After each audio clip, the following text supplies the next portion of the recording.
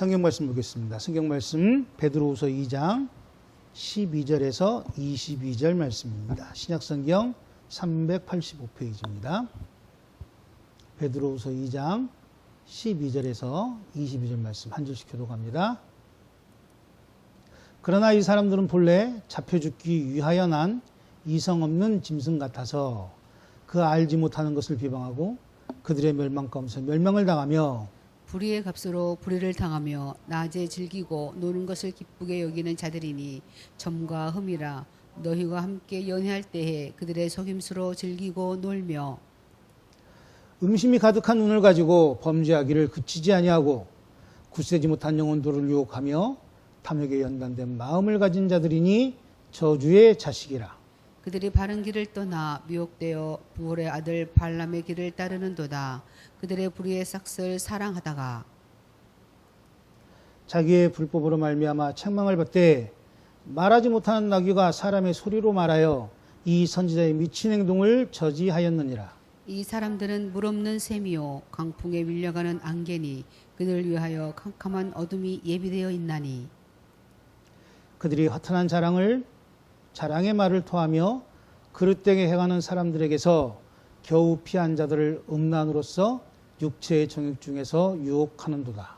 그들에게 자유를 준다 하여도 자신들은 멸망의 종들이니 누구든지 진 자는 이긴 자의 종이 됨이라. 만일 그들이 우리 주 되신 구주 예수 그리스도를 알므로 세상의 더러움을 피한 후에 다시 그 중에 얽매이고 지면 그 나중 형편이 처음보다 더 심하리니 의의 도를 안 후에 받은 거룩한 명령을 저버리는 것보다 알지 못하는 것이 도리어 그들에게 나으니라. 참된 속담에 이르기를 개가 그 토하였던 것에 돌아가고 돼지가 씻었다가 더러운 구덩이에 도로 누웠다 하는 말이 그들에게 응하였도다. 아멘. 아멘. 오늘 말씀은 뭐라 그럴까요? 제목이 당신의 선택은 이렇습니다. 제가 DM을 받았는데 어떤 그 문자를 받았냐면 목사님의 설교를 이렇게 듣다 보면 선택이라는 단어를 참 많이 쓴다고 하더라고요. 그래서 또 당신의 선택이라는 제목을 지었습니다. 뭐냐면 무슨 말씀이냐면 선택이라는 말은 이게 다른 목사님들 어떻게 설명할지 모르겠지만 저는 그렇게 말씀드리고 싶어요. 선택은 내가 하는 거예요. 하나님께 나는 이미 선택받았고 그 하나님의 선택을 내가 따라가느냐 안 따라가느냐의 선택을 어떻게 할 것이냐. 아마 제가 목회를 그만두는 그 순간까지 계속 제목에만 써 있을 겁니다. 선택이란 단어가. 이건 사족이었고요. 이제 설교 원고대로 돌아가겠습니다. 지난 금요일이었죠. 금요일이 무슨 날인지 아십니까? 아니 오늘이 무슨 날인지 아십니까? 3월 3일. 모르시는군요. 아시는 분 크게 얘기해 보세요. 그렇게 얘기하면 안 들려요. 마이크에. 맞습니다. 오늘 삼겹살 데이랍니다. 3-4만 삼겹살 데이. 그럼 3월 1일은 무슨 날이에요? 3.1절입니다. 3.1절은 어디에 들어가는지 우리나라 저거에 국경일에 기념일로 들어갈까요? 아니면 애도의 날로 들어갈까요? 혹시 아십니까? 생각 안 해보셨죠? 그냥 3.1절 그러면 쉬는 날로만 생각하셨으니까. 저도 몰랐는데 우리나라 5대 국경일이 이렇게 납니다. 3월 1일 날은 3.1절. 이거는 저기 봐야 매스컴에 나오는 그 내용을 지금 캡처해가지고 제가 띄운 건데 7월 17일 날은 제헌절, 8월 15일 날은 광복절, 10월 3일은 무슨 절이죠? 개천절. 그리고 10월 9일은 한글날입니다. 3.1절은 무슨 날인지 아실 것이고 제헌절은 뭐죠? 그럼 광복절은 뭐예요? 해방된 날. 그죠? 개천절은요? 나라가 열린 날. 한글날은요? 세종대왕이 한글을 반포된 날. 그래서 우리가 5대 국경일을 지키는데 저 5대 국경일 중에 잘 보세요. 똑같은 성격을 가지고 있는 국경일이 있습니다. 어떤 날일까요? 3.1절, 그 다음에요, 광복절, 그 다음에요, 제헌절. 이 말씀을 드린 이유가 그겁니다. 5대 국경일이 있지만 그 5대 국경일 중에 우리는 일제에 의해서 침략되었던 그 시간을 회복하는 날을 5대의 국경일 중에 3개나 집어넣었다는 얘기예요. 그만큼 3.1절은 그리고 광복절은 우리에게 되게 중요한 날입니다. 지난 금요일은 105주년 3.1절이었어요. 그때 어떤 분이 저한테 그러더군요. 이번 주에는 3.1절 설교입니까? 라고 얘기했는데 오늘 3.1절 설교는 아닙니다. 3.1절 설교는 아닌데 3.1절 설교를 할 수밖에 없는 이유가 3.1절을 지나왔기 때문에 이런 말씀을 드리는데 한번 보시죠. 일제강점기 때 저는 그렇게 배웠어요. 어렸을 때. 일제강점기 때 3.1절은 비무장으로 억압하는 일제에 저항한, 비폭력 저항한 날이 3.1절입니다. 그리고 그 저항함으로 세계 모든 나라에 우리나라는 일본에 의해서 강압적으로 속박된 식민지가 아니라 자주 나라임을 선언하는 거예요. 그러니까 제가 작년에 3.1절 설교에 그런 독립선언문을 제가 한번 읽어드렸잖아요. 3.1절 운동은 사실은 제국주의에서 이제 민주공화국으로서 세계에 우리나라를 선포한 날이 3.1절의 의미입니다. 3.1절은 자유를 위해서 태극기를 든 날이 아니고 3.1절은 어떤 날이죠? 자주 독립을 위해서 내 힘으로 독립하는 그 일을 위해서 태극기를 든 날이 3.1절입니다. 박원식 선생님이 독립운동 지열사에 어떻게 기록했냐면 3.1운동에 의해서 순국한 순국자의 수가 7,500명이라고 기록을 했어요. 7,500여 명 정도 된다고. 그 얘기는 바른말로 무슨 얘기예요? 비저항운동하던, 비폭력 저항운동하던 한국 사람들을 일본인이 7,500여 명이나 도륙했다는 얘기입니다. 무엇 때문에요? 자유를 위해서요? 저는 국사 시간에 그렇게 배우지 않았습니다. 지금은 국사를 뭐라고 하는지 모르겠는데 제가 배울 당시에는 자유가 아니라 독립을 위해서 그렇게 순국을 했어요. 외교를 위해서 했다고요? 또 흥분합니다. 이 숫자가 중요한 게 아니에요. 왜 중요한 게 아니냐면 3.1운동은 어떤 나라의 의미를 갖고 있냐면 1919년도에 만세운동이 있습니다. 그리고 1945년도에 아까 본 것처럼 우리 8월 15일에 해방을 했죠. 그래서 광복절입니다. 그리고 7월 17일 날 뭐를 했죠? 헌법을 공포한 겁니다. 그 헌법에 뭐라고 써 있냐면 이렇게 써 있어요. 1948년도에 공포된 제헌헌법에 보면 유구한 역사와 전통에 빛나는 우리들 대한민국은 기미 3.1운동으로 대한민국을 건립하여 세계에 선포한 위대한 독립정신을 계승하여 민주 독립국가를 재건함에 있어서라고 밝힙니다. 그리고 이 만세운동 후에 상하이 임시정부가 4월 달에 생겨요. 19년도 4월 달에. 이게 역사예요. 3.1운동은 사실은 그냥 뭐 이렇게 아우네장터에 모여가지고 유관순 열사가 막 태극기 흔드는 날이 아니라 쉬는 날이 아니라 사실은 대한민국의 기틀을 마련한 씨앗을 뿌린 날이 3.1운동의 핵심입니다. 제가 이 얘기를 먼저 드리는 이유가 뒤에 105년 된 3.1운동에 대해서 어떻게 폄훼를 하는지 일본 장학금을 받고 머리가 빨간색으로 변한 사람들이 어떤 얘기를 하는지에 대해서 말씀드리고 싶어서예요.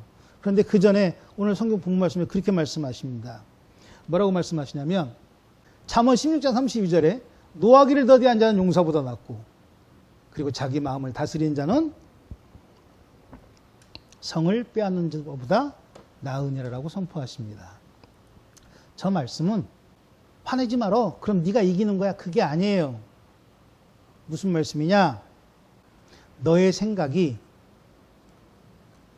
너의 행동을 컨트롤할 때, 지배할 때 너는 용사보다도 낫고 너의 마음을 다스리는 너는 성을 하나 뺏는 것보다 낫다라고 말씀하시는 거예요. 그런데 그 위에 무슨 말씀이 있냐면 내 마음을 어떻게 다스리라고요? 누구로 다스리라 그래요? 말씀으로 다스리라고 얘기합니다. 하나님께 속해서 다스리라고 얘기합니다. 그런데 저 말씀을 딱 떨어뜨려서 해석을 하면 읽어대면 어떤 말이 되냐면 그냥 화내지 마. 워워 하면 너는 용사보다 낫고 성을 뺏는 사람보다 나은 사람이야 라고 그런 식으로 잘라서 얘기하는 사람들이 있다는 거죠. 그렇지 않습니다. 노하기를 더디하는 것, 어디에 노하기를 더디하는 거예요? 무슨 노일까요?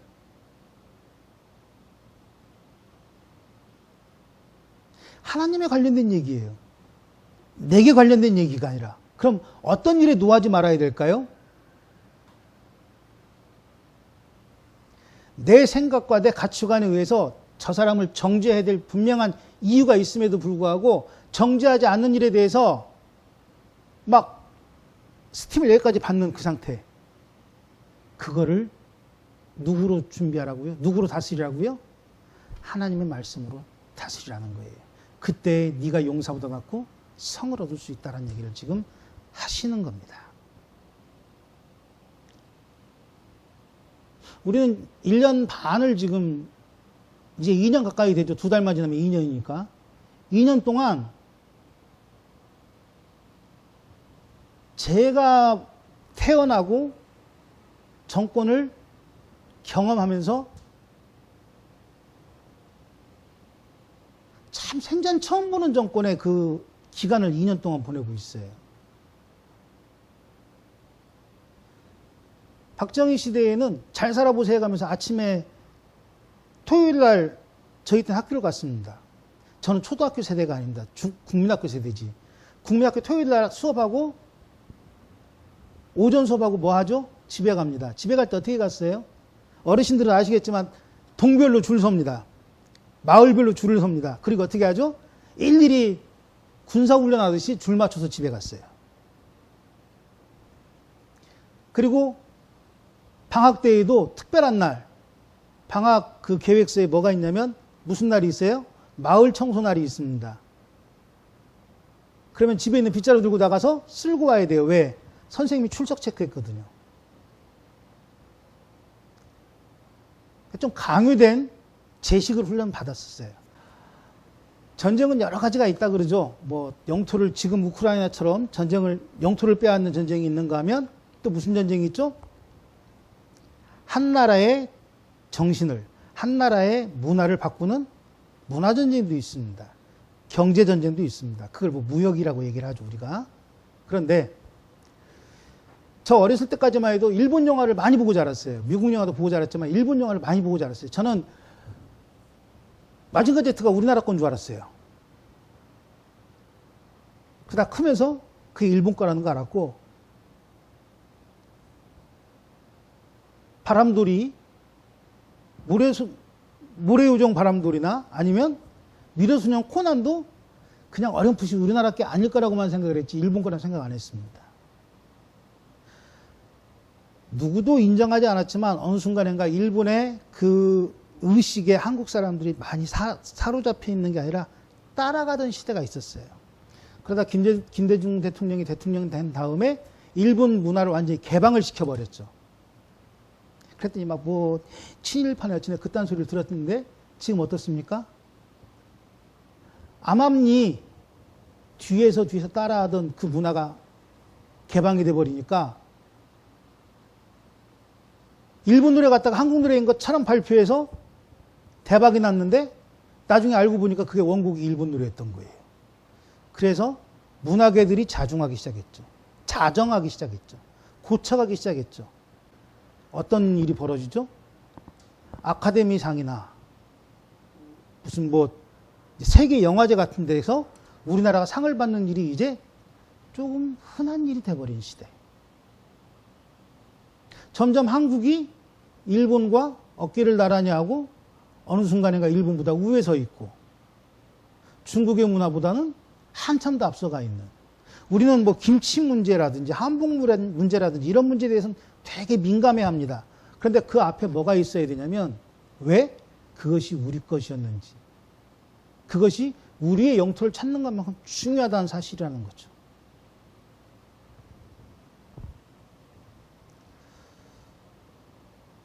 그런데 어느 순간인가 우리는 그 사실을 자꾸 잊어버릴 때가 있어요. 어떻게 잊어버리냐면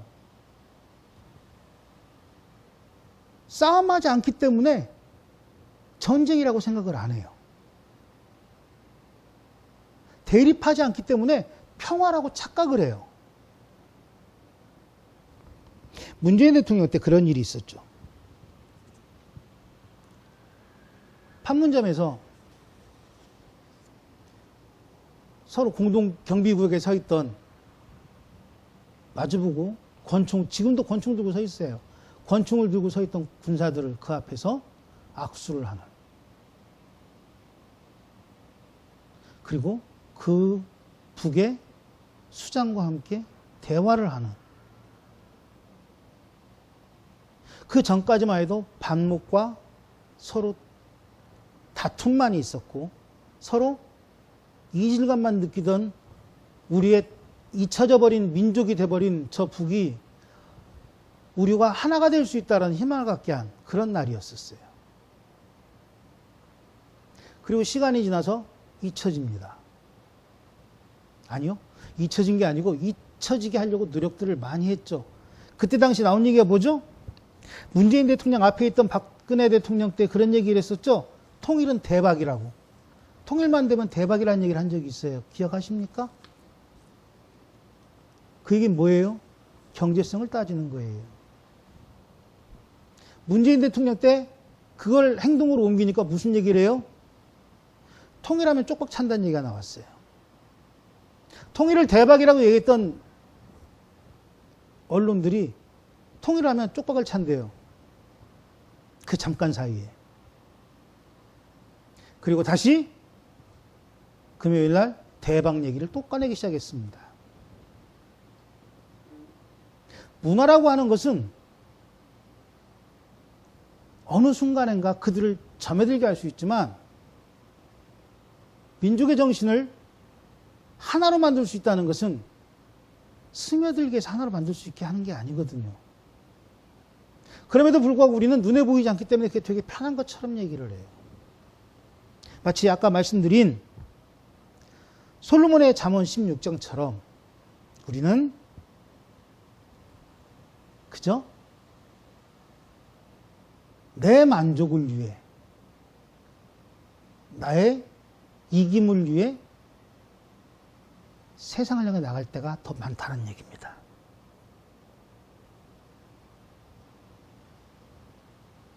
높은 망루에 올라가서 주의 말씀을 달달달 외우면 뭐합니까? 밑바닥에 뭐가 있는데요?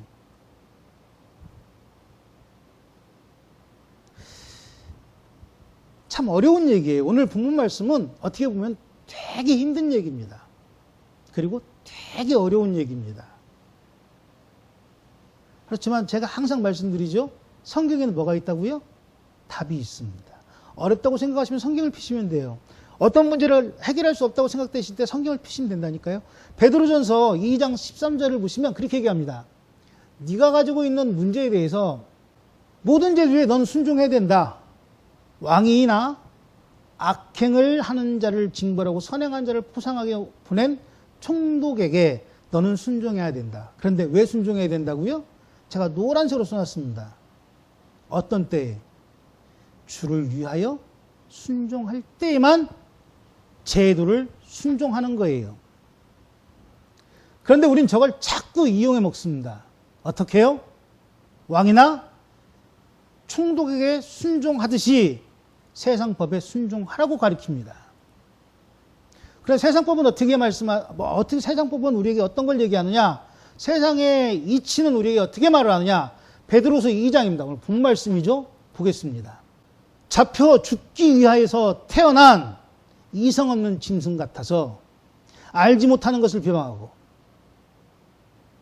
멸망 가운데서 멸망당하고 그리고 불의의 값을 치르며 불의를 당하고 낮에 즐기고 노는 것을 기뻐히 여기는 것이 바로 죽기 위해 태어난 이성 없는 짐승 같은 사람들의 흠이라고 말합니다. 그러면서 13절에 그렇게 말하죠. 너희와 함께라고 말씀하십니다. 무슨 얘기일까요? 이성 없는 짐승같이 태어난 저들은 누구를 위해서 있다고요? 누구와 함께하기 위해서 있다고요? 주를 믿는다고 하는 나와 함께하기 위해서 내게 연애를 베풀고 낮에 나를 데리고 다니고 그리고 알지 못하는 것을 비방하며 자기와 함께 무슨 길? 멸망의 길로 끌어간다고 말하는 겁니다. 저 부분은 여러 가지 예를 들 수 있을 거예요. 쾌락주의라든지 아니면 이성 간의 유혹이라든지 아니면 금전적인 이렇게 풍부함이라든지 그런 것으로 다 얘기할 수 있을 겁니다. 그런데 14절에 또 뭐라고 말씀하시면 이렇게 말씀하세요. 아까 제가 말씀드렸죠? 음심이 가득한 눈을 가지고 범죄하기를 그치지 않고 굳세지 못한 영혼이 누구예요? 믿음에 있음에도 불구하고 굳세지 못한 하나님 앞에 바로 서지 못한 영혼들을 유혹한다고 말하는 거예요. 그러니까 이성의 음심에 가득한 유혹은 믿지 않는 사람들끼리 통하는 게 아니에요. 믿는 사람도 통하는 거예요. 그래서 예배당에 올 때 옷가짐을 조심하라고 말하는 거예요. 왜? 여기 서 있는 서재경 목사도 음심이 동할 수 있다는 얘기예요. 성도들에게 권하는 말이 목사에게도 권하는 얘기 아니라니까요.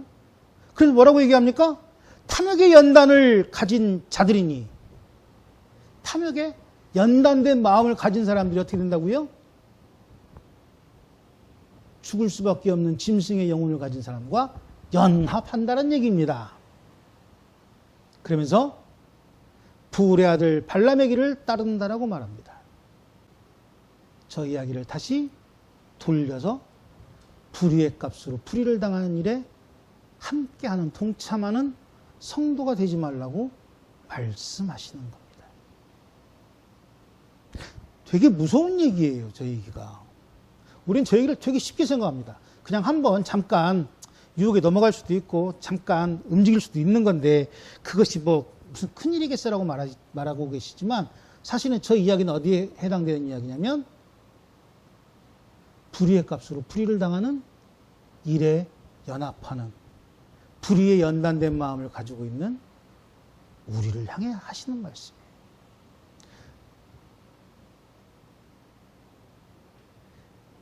그러면서 아까 15절 말씀에 그렇게 말씀하시죠. 부울의 아들 발락의 길을 따르는 자다. 저 부울의 아들 발락이 민수기 22장에 나오는 얘기예요. 굉장히 긴 얘기니까 짧게 해석을 해드릴게요. 짧게 그냥 얘기해 드릴게요. 십볼의 아들 발락이라는 그러면서 모압 왕이 있었어요. 그 모압 왕이 이스라엘 민족이 이제 출애굽을 해서 쫙 모압까지 온 거예요. 그 모습을 보고 자기들이 이스라엘에게 침략당할까 겁나서 사람들을 보냅니다. 누구에게요? 발람에게. 뭐라고 말하냐면 북채를 가지고 떠나서 7절에 그러죠. 발람에게 이르되 발락의 말을 이야기합니다. 발음에 주의하세요. 발람에게 발락이 뇌물을 주는 거예요. 그러면서 얘기합니다. 제발 우리 모압에서 비껴가 주세요. 떠나가 주세요. 우리를 침범을 하지 말아주세요. 라고 얘기를 해요. 그러면서 발람이 그때 그 북치를 가지고 온 장로들에게 이야기합니다. 8절 말씀. 이 밤에 여기서 유숙하고 하나님께서 나 누구예요? 발람에게 하시는 말씀을 듣고 내가 너희 모압 장로들과 미디안 장로들에게 대답해 줄게라고 얘기합니다. 그래서 그 밤에 유숙합니다. 그리고 넘어가서 하나님이 10절에 그렇게 얘기합니다. 모압 왕 십볼의 아들 발락에게 애굽에서 나온 민족이 온 지면을 덮었으니 이제 와서 나를 위하여 그들을 저주하라. 내가 혹 그들을 쳐서 몰아낼 수 있겠다 하나이다. 이건 누구 얘기예요? 발락의 말입니다. 모압 왕. 발락이 이스라엘 사람들이 몰려와가지고 나를 침범할 수 있다라고 하는 그 겁남이 하나님 어찌해야 합니까? 라고 발람이 하나님께 물어본 거예요. 그러자 하나님이 12절에 발람에게 하나님이 말씀하시되 너는 그들과 함께 가지도 말고 그 백성을 저주하지도 말고 그들은 어떤 사람이라고요? 복을 받은 사람이다. 이 이야기를 들으려면 민수기를 좀 읽으셔야 돼요. 지금 제가 이렇게 설명을 해드리면 어차피 집에 가서 또 잊어버리시니까 22장을 꼭 읽으시기 바랍니다. 21장과 20장을 읽어보세요. 그러면 왜 하나님께 저 얘기를 하시는지 알 수가 있어요. 저 이야기를 이해를 해야 그 뒤에 나오는 15절, 16절, 19절 말씀이 이해가 돼요. 그런데 여기서 중요한 건 그거예요. 아까 말씀하신 것처럼 발락에게 경고하셨습니까? 발람에게 경고하셨습니까? 발락에게 경고하셨을까요? 발람에게 경고하셨을까요? 발람이 누구니까? 하나님의 말씀을 직접 듣고 이야기하는 사람이었잖아요. 그런데 그 이야기가 중요한 이유가 이거예요. 자, 보세요.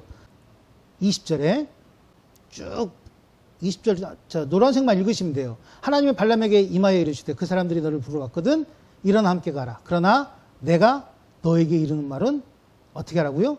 준행해라. 무슨 얘기예요?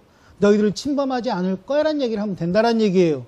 그런데 21절에 자기 나귀에 안장을 치우고 어디로 가요? 모압 사람들과 함께 갑니다. 그리고 22절에 그가 감으로 말미암아 하나님이 진노합니다. 왜요? 왜 진노하죠? 나를 증거하라고 했지 따라가라고 하지 않았습니다. 그런데 더 중요한 게 있어요. 제가 노란색으로 표시하지 않았습니다. 이건 여러분들이 찾으셔야 될 사실은 열쇠인데 왜 하나님이 노하셨는지에 대한 열쇠인데 17절과 18절을 읽어보세요. 내가 그대를 높여 크게 존귀하고 그대가 내게 말하는 것은 무엇이든지 시행하리니 청하건대 와서 나를 위하여 이 백성을 저주하라 하시더이다. 발람이 발락의 신하들에게 대답하여 이르되 발락이 그 집에 가득한 은금을 내게 줄지라도 내가 능히 여호와 내 하나님의 말씀을 어겨 덜하거나 더하지 못하겠다. 저 이야기는 이 앞전에 12절 말씀과 어떻게 다르죠? 저주하지 말라는 말씀을 어떻게 바꿨어요? 저주하라 하시더이다. 그러니까 발락이 더 많은 금과 은을 발람에게 보냅니다. 그리고 그 금과 은을 갖고 나귀의 안장을 채우고 따라가는 이야기가 지금 22장에 나오는 이야기예요. 그 따라가는 발람을 향하여 하나님은 어떻게 하시죠? 24절 말씀 보세요. 여호와의 사자는 포도원 사이 좁은 길에 섰고 좌우에는 담이 있더라. 나귀가 여호와의 사자를 보고 몸을 담에 대고 발람의 발을 그 담에 짓누름에 발람이 찍찍질을 합니다. 그런데 그 앞에 다시란 얘기가 있죠. 세 번째 찍찍질을 맞고 나서 나귀가 입을 열어 이야기합니다. 누구로 인해? 하나님으로 인해 나귀가 입을 열어 얘기합니다. 내가 당신한테 뭘 했길래 나한테 세 번이나 찍찍질을 합니까? 왜 때립니까? 그 얘기예요, 지금. 그 얘기는 뭐죠? 포도원 사이 좁은 길에 서 있는 누구를 봐서 그 서 있는 하나님의 사자를 본 건 누구예요? 선지자 하나를 태우고 다니는 나귀입니까? 그래서 30절 말씀이 좀 긴 거예요. 33절에 말씀하십니다. 만약에 저 나귀가 아니었다면 너는 나에게 어떻게 됐다고요? 죽었으리라. 우리의 탐심은 바로 여기에 있어요. 하나님의 것을 하나님의 것이라고 말한다고 이야기하지만 민족의 독립을 이야기하고 독립에 대한 이야기를 하고 아니 국민에 대해서 국민을 외치고 있지만 그 안에는 죽을 짐승의 영혼을 가진 자들과 연합하는 나의 탐심이 나의 욕심이 그리고 나의 온전하지 못한 정신이 내 앞에 서 있는 하나님을 보지 못한 때가 더 많다는 얘기입니다.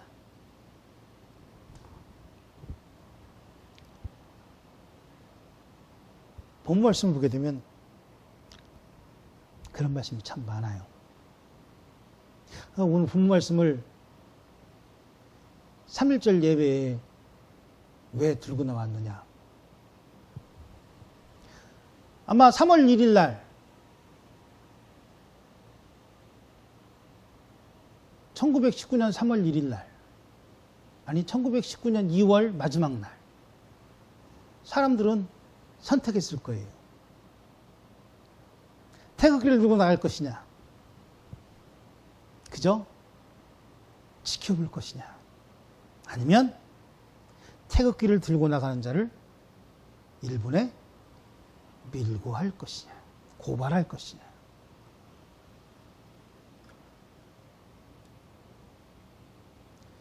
우리는 믿는다고 말을 합니다. 우리는 믿음의 사람이라고 이야기합니다. 그런데 오늘 우리는 선택을 합니다. 하나님으로 인해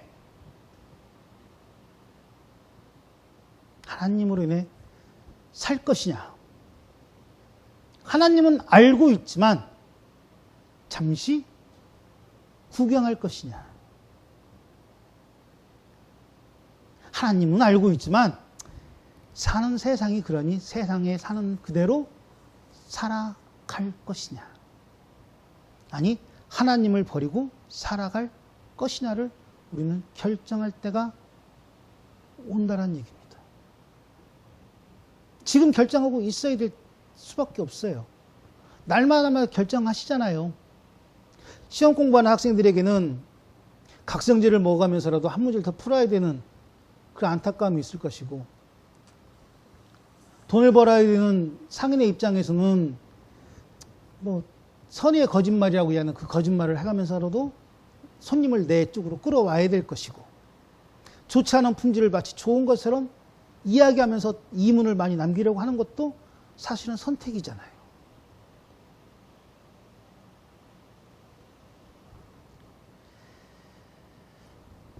(3월 1일) 날 윤석열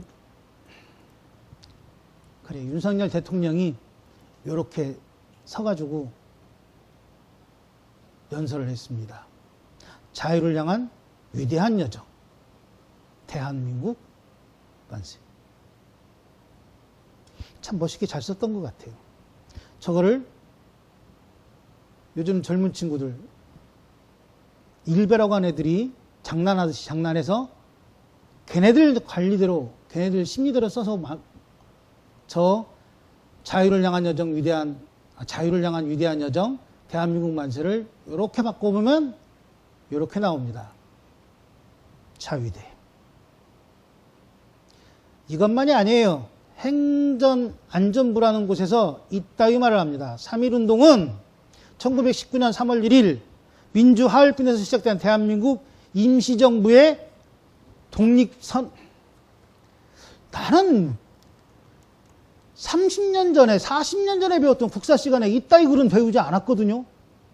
그런데 한 나라에 고위 관리라는 인간들이 고위 관리라고 하는 사람들 머리에서 나온 그 생각이 저 사람들이 배운 역사는 어떻게 이렇게 나오는지 모르겠어요.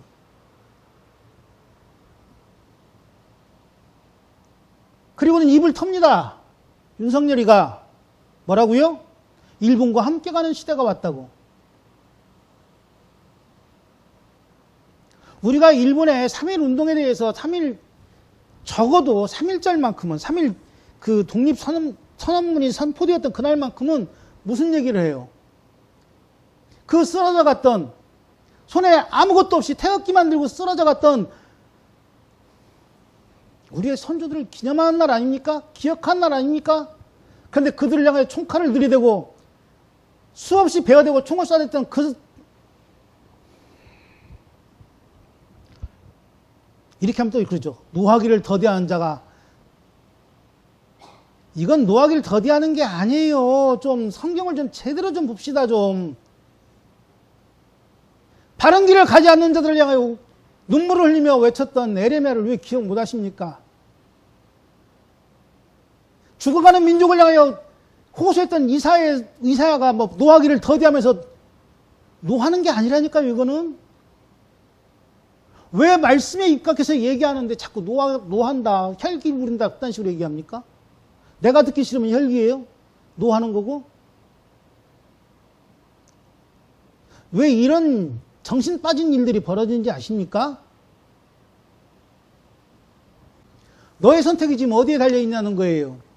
너의 선택이. 제가 항상 말씀드리는 것처럼 선택이 어디에 있냐라는 거예요. 선택이. 죽을 짐승의 영혼과 같이 따라갈 선택을 할 것인가? 아니면 내 마음을 열어 신령과 진정으로 주님이 하시고자 하시는 일에 나를 드릴 것인가? 그 드린다는 말은 다 목사되고 막 다 뭐가 되고 막 그렇게 생각하는데 그렇지 않아요. 성도의 삶의 선택은 하나님이 내게 하신 말씀을 따르는 거예요. 하나님 뭐라고 말씀하셨죠? 너는 마음을 다하고 성품을 다해서 누구를 사랑하라고요? 하나님을 사랑하라고 말씀하셨어요. 그럼 네가 너의 이웃을 어떻게 사랑하라고요? 너처럼 사랑을 하잖아요. 너처럼. 그 너에는 뭐가 선포가 돼 있어요? 선택이 돼 있어요, 이미. 마음을 다하고 성품을 다하는 내가 선택돼 있는 거잖아요. 그런데 우리는 이걸 띄워놓고 얘기를 하잖아요, 항상. 그러니까 정작 선택해야 될 때 헷갈리는 거예요. 탐욕을 따라가고, 욕심을 따라가고, 음심을 따라가고, 음란을 따라가고. 그래 놓고는 얘기합니다. 주님, 이거 너무 어려운 게 아니고 되게 쉽게 말씀하셨잖아요. 너무 마음을 다하고 성품을 다하고 주 하나님을 사랑하니? 물어보셨어요. 뭐라고 대답하실 거예요? 아멘이십니까? 아니면 노멘이십니까? 아멘이십니까? 어멘이십니까? 내가 이미 마음을 다하고 성품을 다해서 주님을 사랑하고 있다면 그 사랑하는 나의 모습으로 내 이웃을 사랑하면 되는 거예요. 이게 복음이라니까요.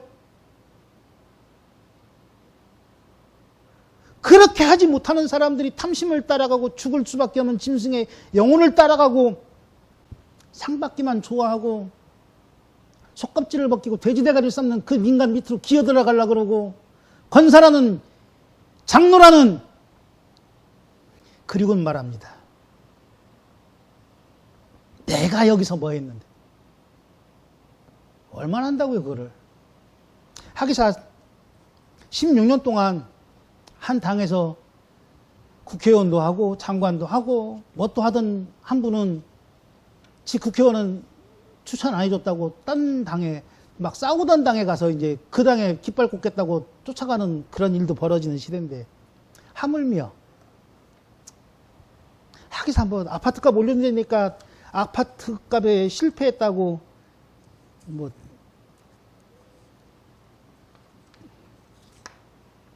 심판해야 된다 그러면서 뽑았던 대통령이 지금 윤석열 대통령 아닙니까? 그래서 아파트값은 좀 올랐나요? 먹고 살긴 편해지셨어요?